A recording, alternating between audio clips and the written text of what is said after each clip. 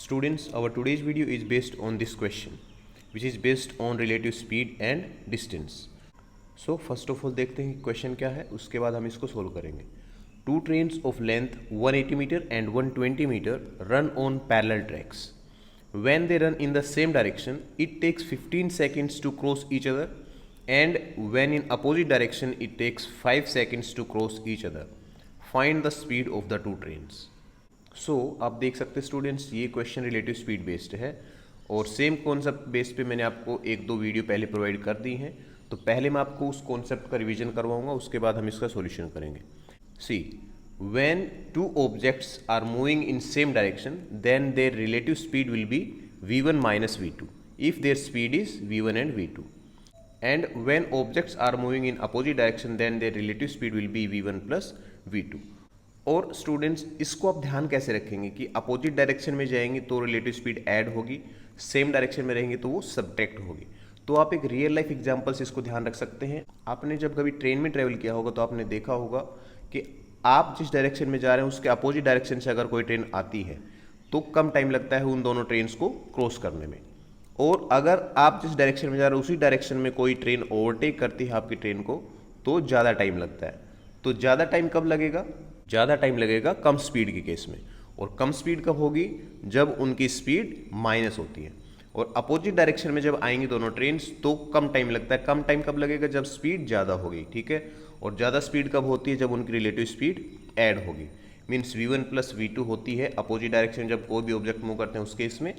And v1 minus v2 means उन दोनों की स्पीड सब्ट्रैक्ट हो जाएगी if the objects are moving in same direction. Okay. So same concept will be used in our this question. Let's see. So students, first of all, see, we are asked to find out the speed of two trains. So suppose speed of those two trains are x meter per second and y meter per second respectively. Okay. Then according to first case, when they run in the same direction, it takes 15 seconds to cross each other, and we know the formula for finding out the speed is equals to distance by time. और मैंने आपको एक चीज़ बताई थी students कि जब कोई भी दो ट्रेन क्रॉस करते हैं एक दूसरे को तो डिस्टेंस कितनी होगी? Distance will be the sum of the length of both trains. It means कि इस केस में आपकी डिस्टेंस क्या होगी? 300 मीटर. ओके. 300 मीटर दोनों केस में होगी. दोनों कौन से केस में? जब वो सेम डायरेक्शन में जाएंगे और जब वो अपोजिट डायरेक्शन में जाएगी. ठीक है. तो हम यहाँ से फाइंड आउट क्या करेंगे? Distance. Distance is equals to speed into time. तो इन first case the trains are moving in the same direction, therefore speed will be x minus y. Okay. And time taken to cross each other is 15 seconds. Okay. So speed into time is equals to distance. Distance is equals to 300 meter.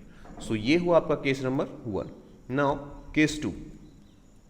In second case the trains are moving in opposite direction. So opposite direction के case में मैंने आपको क्या बताया कि speed, relative speed क्या होगी उन दोनों की? Add.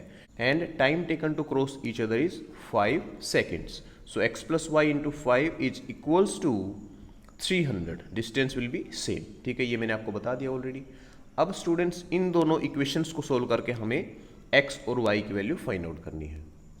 You know this is a pair of linear equation in two variables. और दो वेरिएबल आपके x और y हैं. So you can use any algebraic method to solve this pair of linear equation. So suppose हम यहाँ पर elimination method use करेंगे. इसको पहले हम कैंसिल आउट कर लेते हैं. 20 and 60. Now add both the equations. x minus y is equals to 20 and x plus y is equals to 60. So y से y कैंसिल आउट होगा and 2x is equals to 80. So x की value यहाँ से आ जाएगा आपके 40 metre per second. Means speed of first train. And what will be the speed of second train? Put this value in this equation. So y की value यहाँ से कितनी आ जाएगी? 20. So 20 metre per second is the speed of second train. अब आप इसको cross verify करने के लिए क्या करेंगे? यहाँ हम इनकी वैल्यू पुट करके देखेंगे. सो फर्स्ट केस के अकॉर्डिंग सेम डायरेक्शन है तो सेम डायरेक्शन में उनकी स्पीड होगी माइनस. Means 40 minus 20. तो 20 metre per second is equals to distance by time. So distance आपके 300 and time is 15. So 15 2 are 30. It means 20 is equals to 20. This is numerically equal, means verified. So हमने जो values find out करी हैं 40 metre per second and 20 metre per second, those are correct.